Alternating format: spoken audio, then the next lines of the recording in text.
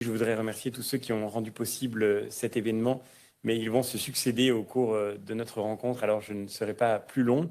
Je voudrais commencer par appeler Céline Goulekian, si vous voulez bien me rejoindre. Vous représentez l'UGAB ici, auprès des institutions européennes, et je voudrais saluer Nadia Gorsounian, la présidente de l'UGAB, qui est ici avec nous. Et nous allons commencer, nous avons choisi de commencer par le récit d'une expérience. Parler du Haut-Karabakh, c'est parler de ceux qui y vivent, de ceux qui y ont vécu directement la dernière guerre qui a marqué ce territoire et son peuple. Nous avons souhaité commencer par le récit de cette expérience, par Lika Zakarian, qui en a livré un témoignage poignant dans son journal, puis dans le film qu'elle en a tiré. Et vous allez nous le présenter. Je vous laisse la parole. Merci, Monsieur Bellamy. Je vais effectivement vous présenter Lika et le film, mais je vais passer à l'anglais, donc pour ceux qui en ont besoin. Voilà. Lika Zakarian was born and raised in Stepanakert at the end of the First Karabakh War in 1994. In many ways, she led an ordinary life. She graduated from the Artsakh State University in political science, Artsakh being the Armenian name of Nagorno-Karabakh, and she worked as a reporter for the Yerevan-based independent media CivilNet. When Azerbaijan launched its large-scale attack on September 27, 2020, in the midst of a global pandemic, Lika didn't believe that this was the start of a new war. As families were leaving to find refuge in Armenia, she stayed in the capital Stepanakert to witness. She started reporting on the casualties in various cities with her cameraman and life partner, Levon. From her bunker, the basement of a school, she also began to write. The entries of her wartime diary started to be published daily on the website of CivilNet. It was a way for her to share with the world in real time her personal thoughts and feelings from her city under the bombs. It was also a way for us outside of Karabakh to get to know how the population on the ground was coping with the war on a day-to-day basis. The international media gave little attention to this violent conflict. In this context, Lika's voice was a valuable testimony. She did not pretend to be objective. She shared what she saw and what she felt in total sincerity without knowing if she would actually survive this war.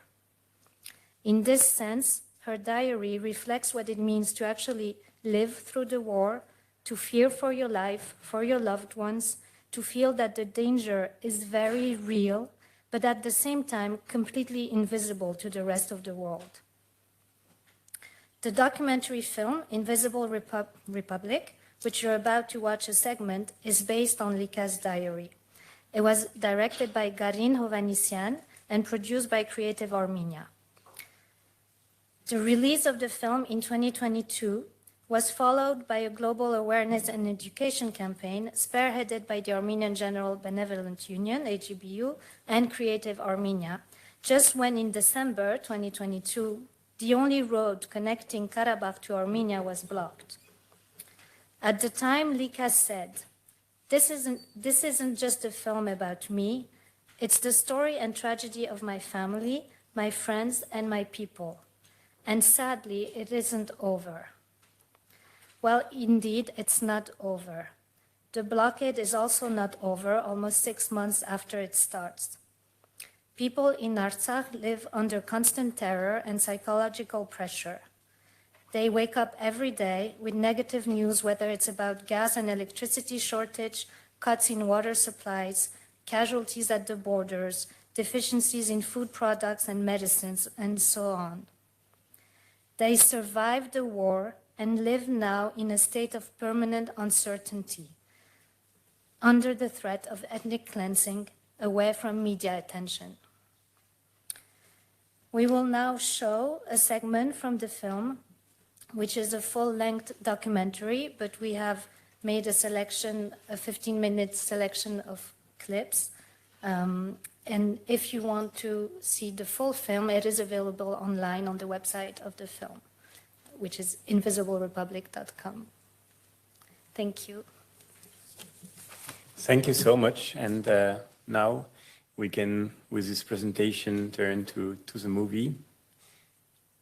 Maintenant, je voudrais vous proposer d'accueillir Lika Zakarian, qui est avec nous aujourd'hui. Lika, si tu veux bien me rejoindre. Et nous pouvons l'applaudir en effet.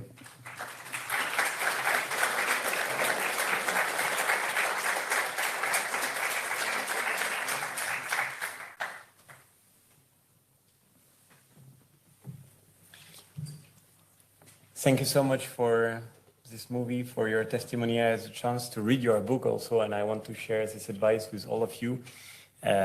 It's the kind of book that you start and you can't do anything before you finish to read it. It helps us understand what exactly happened during this 44 days war, because from the European Union being here in Brussels, in Strasbourg, of course, we were following the news and trying to understand what was happening on the ground, but it's nothing compared to what you were going through, and understanding the experience is, of course, something invaluable that you give us the opportunity to share humbly with you through your book and through this movie.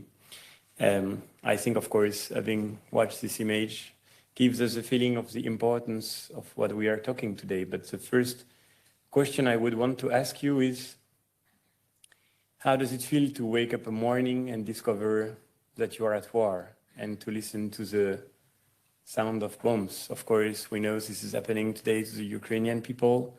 It happened to you also. And did you expect it? Were you afraid of it? And how did you felt this very moment? Thank you. Thank you, Mr. Bellamy. Thank you for having me here. Thank you for this event and for your kind words.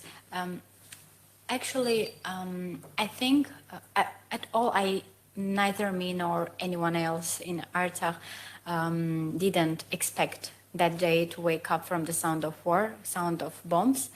But somewhere very deep, I think we knew that something could happen, like the war could happen, because we didn't really realize it, but it seems to me that my whole life I was waiting for a war that happened in 2020. I woke up because my sister, my 10 years, like she is younger than me, and she was 15, and she woke me up saying, they are bombing. And I'm the older one. I was supposed to calm her, but she was like waking me up and calming me. It's a bomb. It's a war. Don't worry. Let's go down. It's a bomb. Don't worry. So that was very controversial. Nobody expected it really that day. We lived in we created this, I don't know how to say, illusion or a world, and we lived there. That's all. And now we talk about the 44 days war as if it had lasted 44 days. But would you say that the war is over in a way? How do you see the current situation right now? We know that at the moment we are talking, families in Artsakh are still under this blockade. Do you have news from your loved ones in Nagorno Karabakh? And how do you see the situation that they are experiencing, that you are experiencing? Because in fact, you cannot get back home. You're prevented from getting back to your home. How do you see the situation right now? Yeah, thank you for this question, because when we say 44 days war, it seems like it stopped. It stopped in a way, but it I don't find that we are living in ceasefire, because after the war, every day, let's say, there were cases of let's say people dying, or physical or mental terror. I think it's not only about war, like physical with guns, although it happened too, but also the mental terrorism that Azerbaijan is doing now. Like last year, so the blockade today is not the only case that, oh, we are shocked, what did they do? No. Last year, in the winter, they again cut the gas pipes, so people were sitting in winter cold, having not enough electricity, having no gas at all. Then there were cases when they got some people, like border people were passing, or they killed a person sitting right next to a Russian peacekeeper. So these kind of things were happening all the time. And the blockade now, before this, there was another blockade for several hours.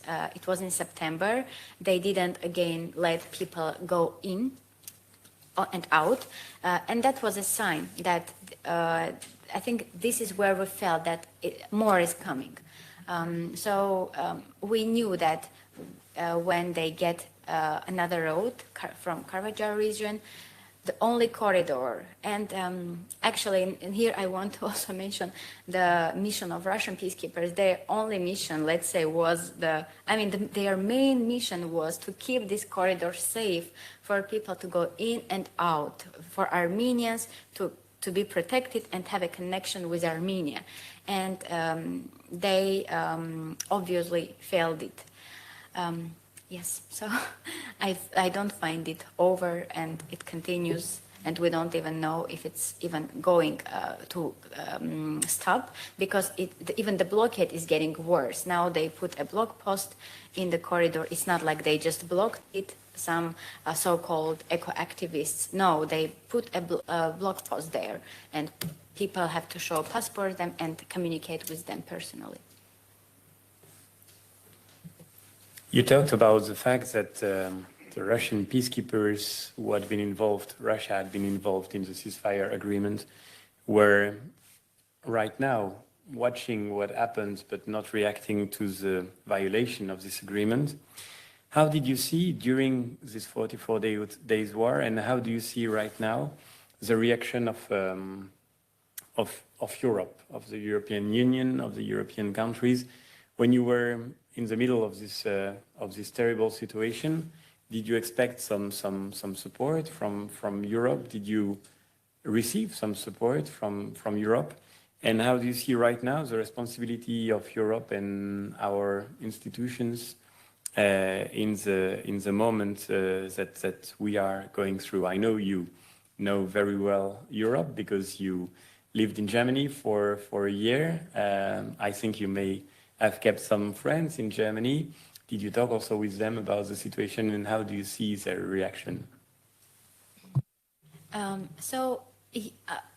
The answer is yes. In 2020, I expected support from Europe because for me, I was more like in Armenia, I was more Western-minded than Russian-minded.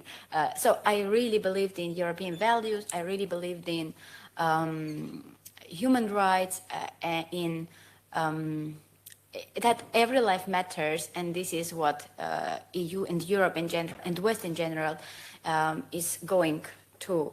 But I don't. There were some statements. I'm sorry for my honesty, but there were some statements. But during the war, sitting in a basement, these statements don't really make your heart warm. You wait for something more. I really personally expected something more, and I called even in a book there is this statement. I'm sure you read it. Men in suit, like men in suit will decide something or will not decide. Will do. I mean, it was because we really expected the world, but by that time I didn't know what. I knew I wanted them to do something, but I didn't know what exactly. I couldn't say I want this solution. during the war in Ukraine, the world, and we saw what people really can do, how people can really support.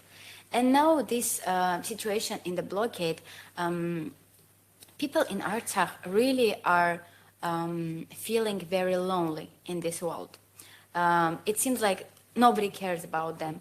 And after this, after seeing that what world can suggest to people who are in need, people started to have in mind, I don't know how to explain this, like double standards.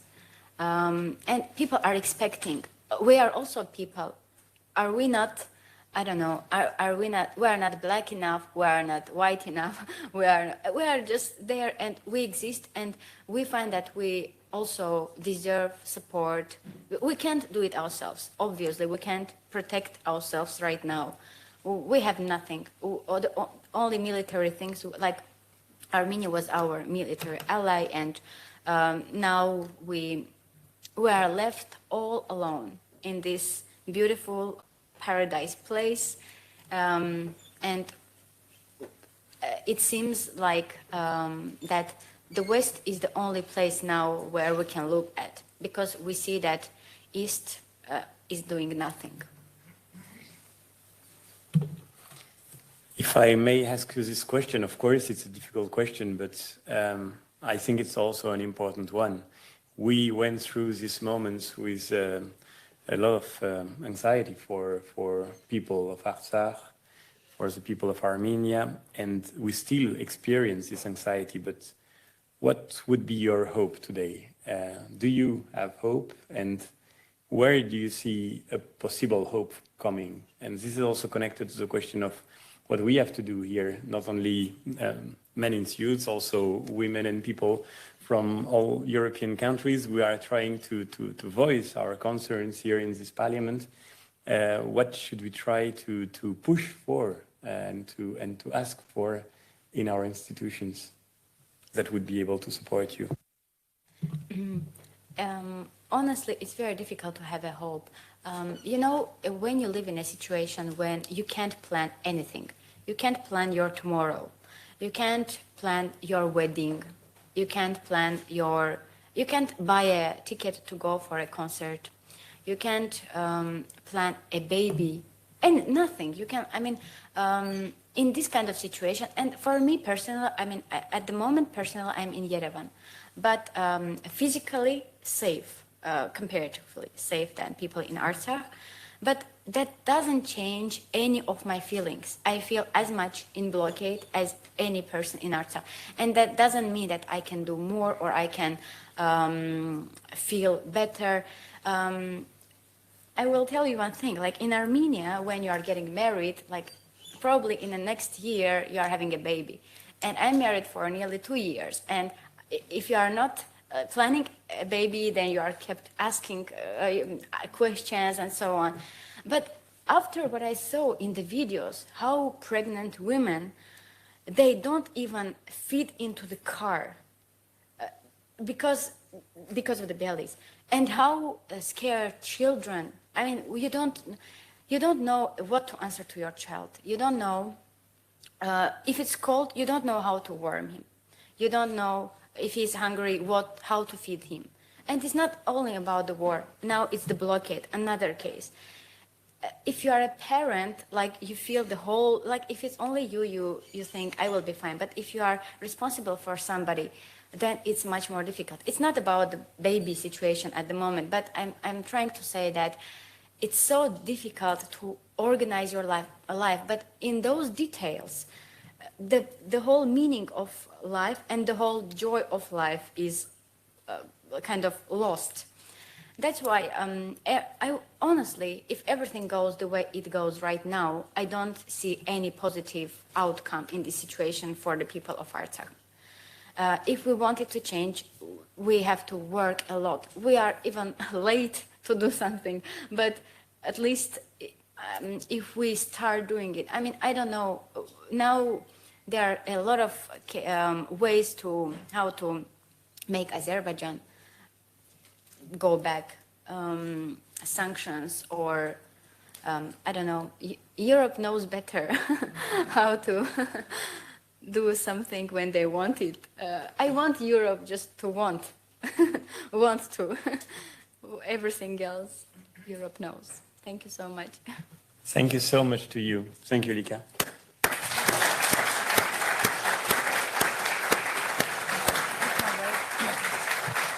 And thanks everyone who came today to share this moment with us. You spent this time of your life talking about this issue, and I just talked to Mr. Bellamy that now people of Artsakh feel really abandoned. And even this meeting, that knowing that somewhere some people gathered and talked about them, are worried about them, care about them, that means a lot. And this is where hope can come. Thank you so much, everyone.